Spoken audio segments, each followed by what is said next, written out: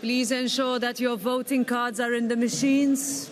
É impossível para o Parlamento Europeu avançar com o acordo comercial com os Estados Unidos no meio de tanta incerteza jurídica, afirmou o eurodeputado irlandês Barry Andrews à Euronews.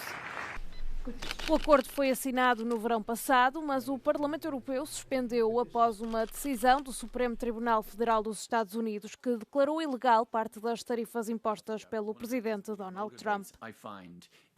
There's so much uncertainty, and ultimately it's consumers and businesses that pay the cost for this uncertainty. So it's much more prudent, in my view, for us to wait until that legal certainty is provided. No programa Europe Today, Andrews apontou que o facto de Washington não garantir a segurança jurídica dos direitos aduaneiros é a razão pela qual muitos países, como a Índia, Japão e Taiwan, estão agora a protelar os acordos comerciais com os Estados Unidos.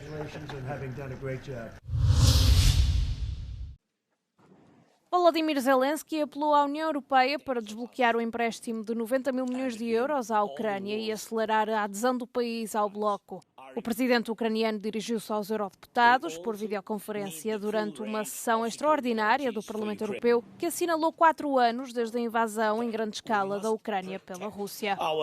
There is an important decision on the table, 90 billion euros in support for Ukraine over 2 years. This is a real financial guarantee of our security and our resilience.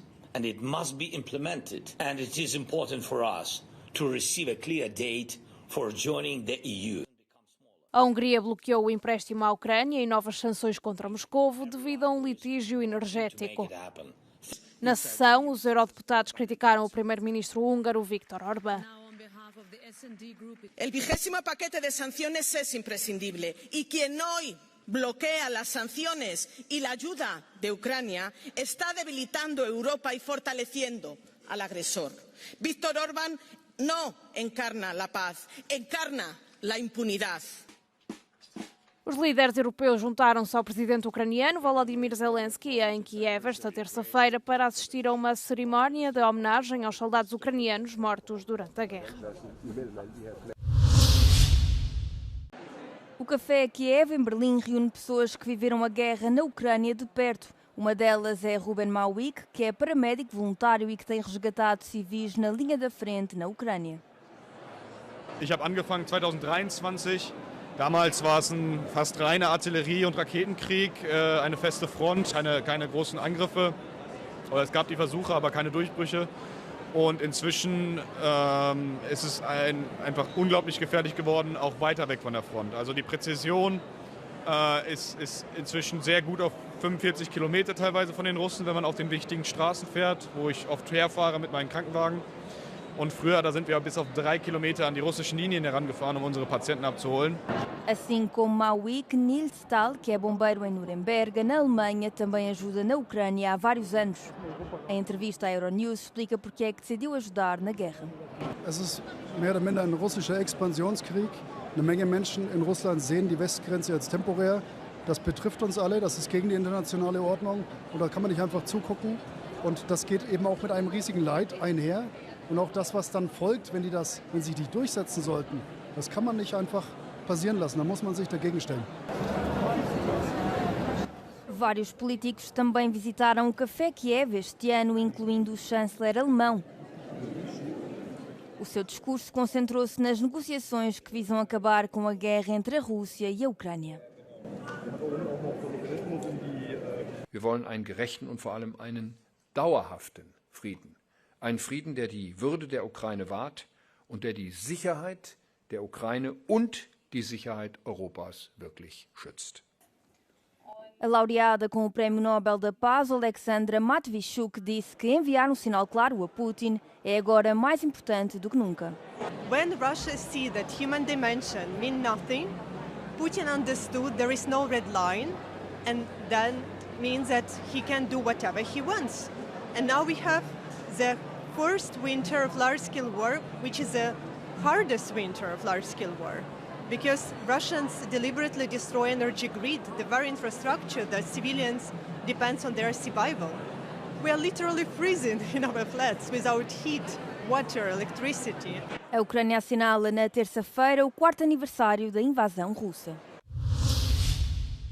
O governo português informou na segunda-feira que os Estados Unidos podem usar a base das Lajes para uma operação militar contra o Irão, desde que respeitem os termos do tratado assinado com Portugal. Questionado pelos jornalistas, o ministro dos Negócios Estrangeiros indicou que os norte-americanos têm utilizado a base militar de acordo com o tratado existente entre os dois países e que a autorização portuguesa é apenas tácita e feita nos termos gerais do entendimento. Rangel admitiu, no entanto, que nas últimas semanas o recurso a essas autorizações tem sido maior do que o habitual. Nos últimos dias, a intensificação do movimento na base das Lajes, localizada na ilha terceira do arquipélago dos Açores, tem despertado atenção e alimentado as teorias de que os Estados Unidos preparam para breve um ataque militar ao Irão.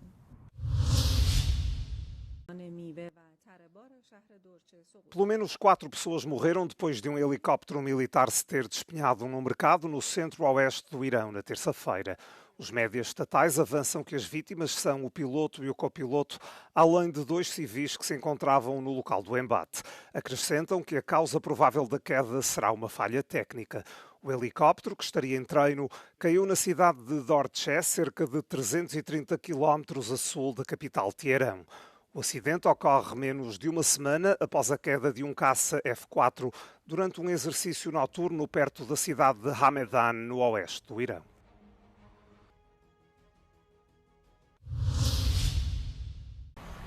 A série recorde de 40 dias consecutivos de chuva em França terminou na segunda-feira. No entanto, o risco de inundações permanece, de acordo com o Serviço Meteorológico Estatal Météo France. O último recorde foi estabelecido em 2023, quando o país registrou 32 dias consecutivos de chuva. E não foi o único recorde que foi batido.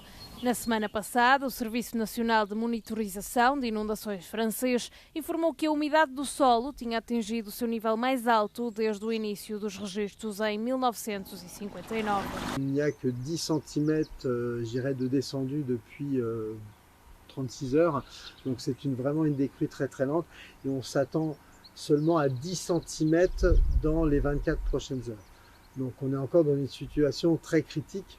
As fortes chuvas são resultado de tempestades consecutivas que atingiram o oeste e o sudoeste da Europa nas últimas semanas. Cientistas afirmam que as alterações climáticas causadas pelo homem estão a aumentar a duração, a intensidade e a frequência destes eventos climáticos extremos. A violência dos cartéis, provocada pelo assassinato do traficante mais poderoso do México, está a levantar preocupações de segurança, poucos meses antes de o país receber o Campeonato do Mundo. A loja de esquina da família de Maria Dolores Aguirre, localizada nas montanhas do estado de Jalisco, vive do turismo. A proprietária teme que o derramamento de sangue seja um duro golpe para o negócio. Aí pues va a tener que el gobierno tener mucha seguridad, sobre todo. Pero yo creo que sí va a afectar porque pues ya se hizo del conocimiento de todo el mundo todo esto. Entonces pues la gente sí se la va a pensar en venir. Sí va a afectar eso.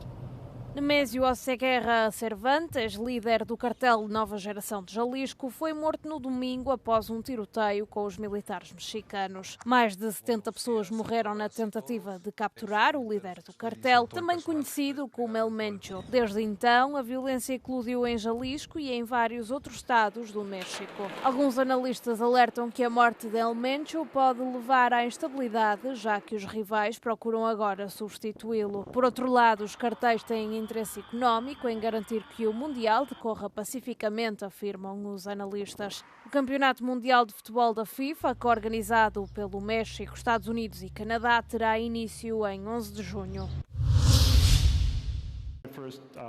O fundador do Telegram, Pavel Durov, está sob investigação como parte de um caso criminal sobre promoção de atividades terroristas, segundo 2 meios de comunicação próximos das autoridades russas.